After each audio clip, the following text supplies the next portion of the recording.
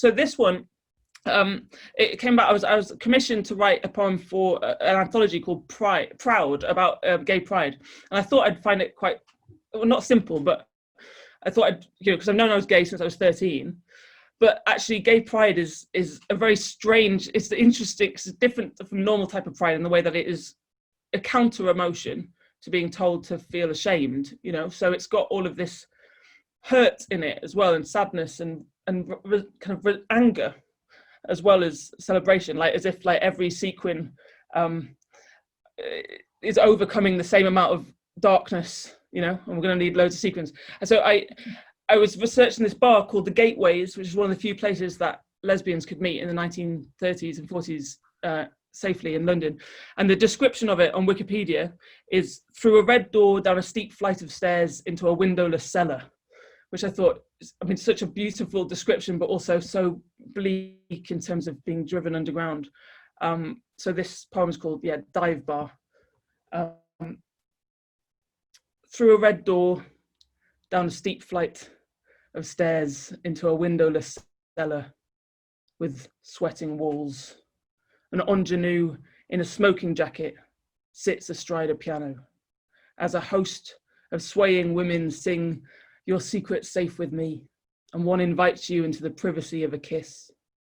All these dark clandestine places, and you find yourself imagining a very tiny woman walking straight into her mouth, through a red door, down a steep flight of stairs, into a windowless cell with breathing walls. An ingenue in a smoke jacket sits astride a piano, as a host of swallowed women sing "Your secrets in a safe." The barmaid shakes a custom cocktail she calls a private kiss.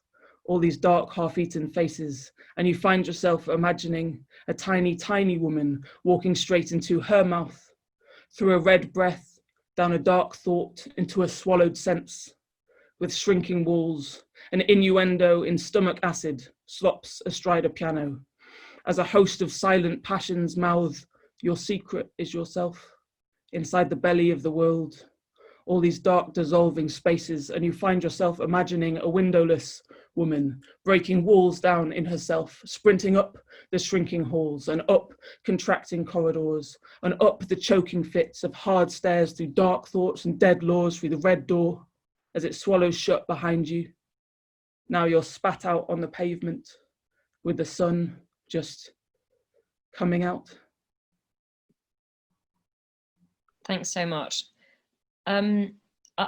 We've spoken about how it wasn't until the last book that you started saying she in your poems instead of you, which is obviously much more like ambiguous in terms of gender.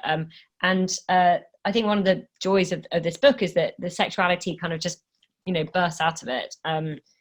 And so I wondered if you could talk about like how your writing has changed over, because you've been writing for a very long time. Your first collection came out when you were 15. You knew you were gay by then. How that's all changed for you.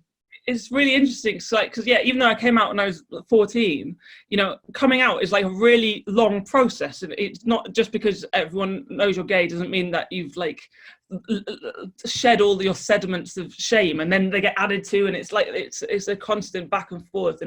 And because I had my first book published when I was 15, I remember I had a poem that didn't go into the manuscript called Brigadoon that was about realizing I was gay, and it was very, very hidden in it, but I was just terrified about putting it in, and it felt like I was going to feel really exposed, but then that kind of self-censorship, despite not being really conscious of it, lasted quite a while. I would just unconsciously change she to you all the time in the poems, and then within these days of prohibition, I wrote this poem called Stephanie, where it was definitely, that was what it was about.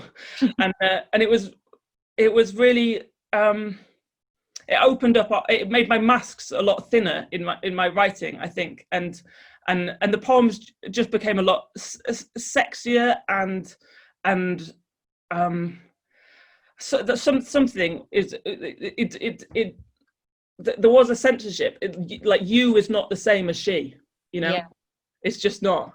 And yeah, so yeah, it's a whole new world.